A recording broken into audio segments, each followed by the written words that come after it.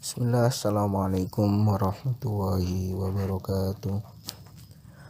Alhamdulillahilladzi binikmatil iman wal islam wassalatu wassalamu ala asrofil anbiya'i wal mursalin sayyidina wa maulana Muhammadin wa ala alihi wa sahbihi ajmain.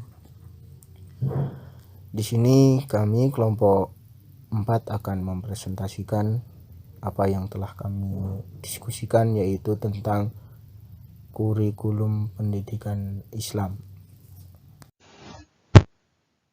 Latar belakang. Kurikulum merupakan salah satu komponen yang sangat menentukan dalam suatu sistem pendidikan. Karena itu, kurikulum merupakan alat untuk mencapai tujuan pendidikan dan sekaligus sebagai pedoman dalam pelaksanaan pengajaran pada semua jenis dan tingkat pendidikan. Tujuan pendidikan di suatu bangsa atau negara ditentukan oleh falsafah dan pandangan hidup bangsa atau negara tersebut.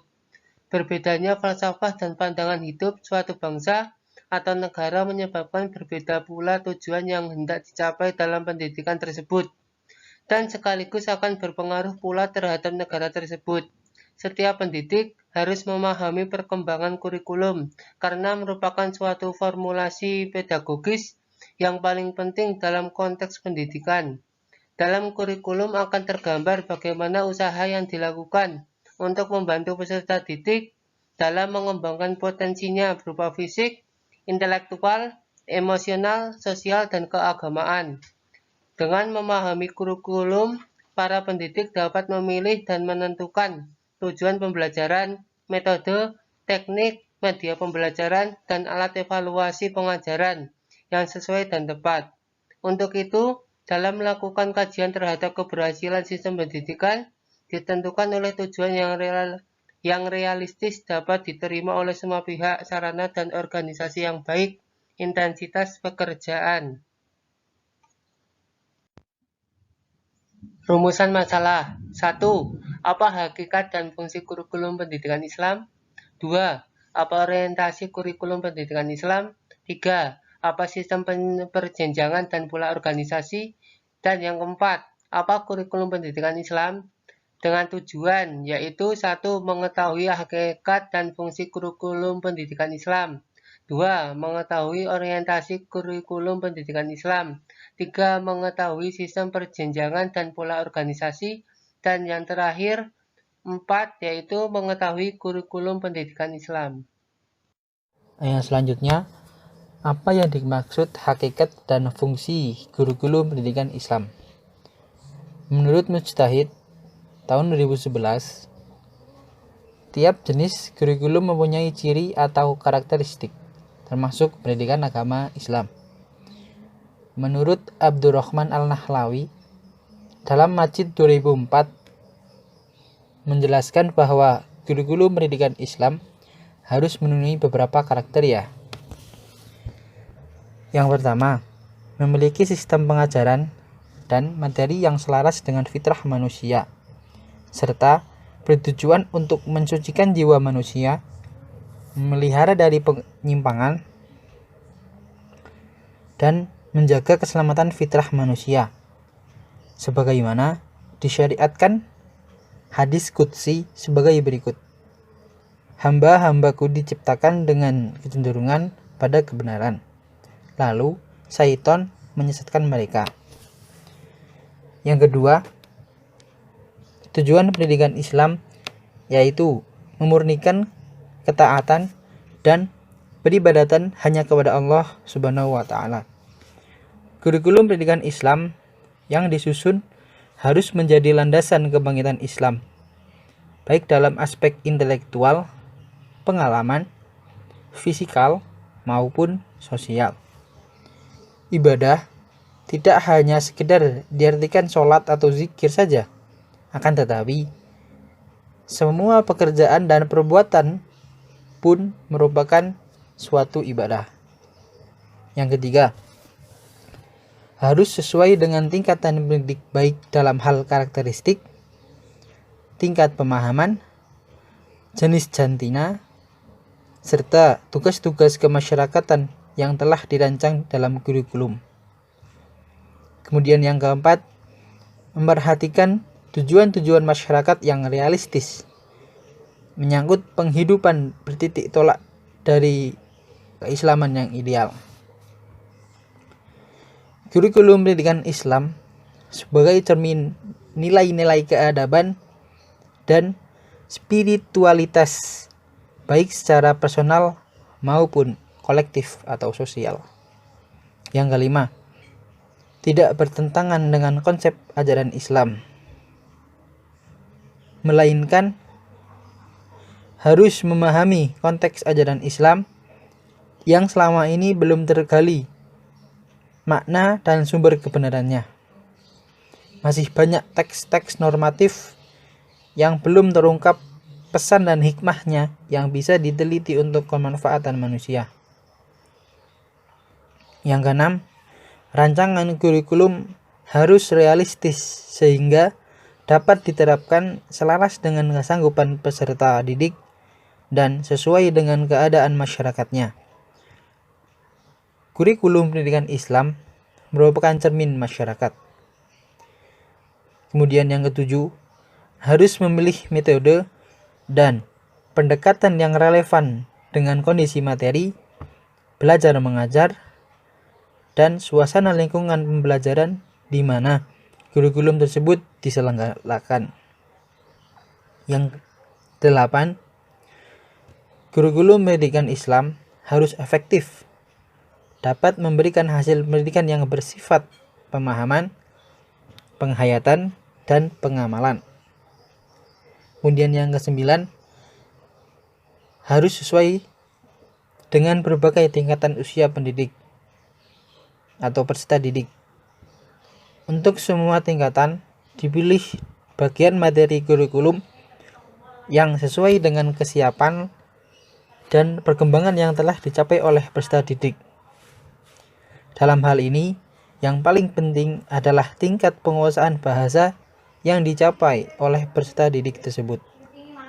Ringkasnya, secara psikologis, kurikulum tersebut dapat sesuai dengan kematangan peserta didik. Yang terakhir, yang ke-10, memperhatikan aspek pendidikan tentang segi-segi perilaku yang bersifat aktivitas langsung seperti berjihad, dakwah Islam, serta menciptakan lingkungan sekolah yang islami, etis, dan anggun. Sedangkan menurut Syaibani dalam Muhaimin dan Abdul Mujid tahun 1993 menempatkan 4 dasar pokok karakteristik dalam kurikulum pendidikan Islam, yaitu dasar religi, dasar falsafah, dasar psikologis, dan dasar sosiologis. Yang B, orientasi kurikulum pendidikan Islam. Kurikulum pendidikan Islam berorientasi kepada Rama Yulis 2008. A. Orientasi pelestarian nilai. Dalam pandangan Islam, nilai terbagi atas 2 macam, yaitu nilai yang turun dari Allah atau nilai ilahiyah, dan nilai yang tumbuh dan berkembang dari peradaban manusia sendiri atau nilai insaniyah. B. Yang kedua, orientasi pada peserta didik. Orientasi ini memberikan pedoman arah pada kurikulum untuk memenuhi kebutuhan para peserta didik yang sesuai dengan bakat, minat, dan potensi yang dimilikinya, serta kebutuhan peserta didik.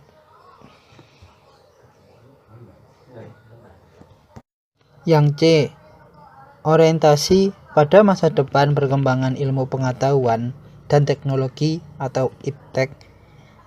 Kemajuan suatu zaman ditandai oleh kemajuan ilmu pengetahuan dan teknologinya, serta produk-produk yang dihasilkannya. Hampir semua segi kehidupan dewasa ini tidak lepas dari keterlibatan iptek, mulai dari kehidupan yang paling sederhana sampai kehidupan dan peradaban yang paling tinggi.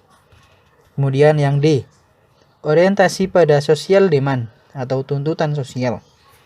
Kehidupan adalah berkembang, tanpa perkembangan berarti tidak ada kehidupan. Masyarakat yang maju adalah masyarakat yang ditandai oleh munculnya berbagai peradaban dan kebudayaan, sehingga masyarakat tersebut mengalami perubahan dan perkembangan yang pesat. Orientasi kurikulum adalah bagaimana memberikan kontribusi positif dalam perkembangan sosial dan kebutuhannya, sehingga output di lembaga pendidikan mampu menjawab dan mengatasi masalah-masalah yang dihadapi oleh masyarakat. Yang E, orientasi penciptaan tenaga kerja. Kebutuhan-kebutuhan manusia yang sifatnya lahiriah seperti makan, minum, dan tempat tinggal yang layak harus dipenuhi secara layak, dan salah satu diantaranya yaitu untuk mempersiapkan mendapat pemenuhan kebutuhan yang layak adalah melalui pendidikan. Dengan pendidikan, pengalaman dan pengetahuan seseorang bertambah dan dapat menentukan kualitas dan kuantitas kerja seseorang. Sehingga dewasa ini dunia kerja semakin banyak persaingan. Sebagai konsekuensinya, kurikulum pendidikan diarahkan untuk memenuhi kebutuhan kerja yang ditujukan setelah lulus dari lembaga sekolah. Peserta didik mampu mempunyai kemampuan dan keterampilan yang profesional, produktif, dan kreatif. Selanjutnya yang E, orientasi penciptaan tenaga kerja.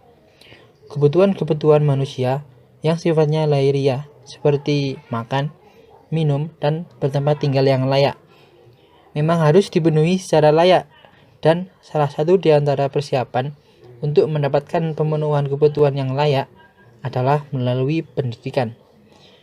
Dengan pendidikan, pengalaman dan pengetahuan seseorang bertambah dan dapat menentukan kualitas dan kuantitas kerja seseorang.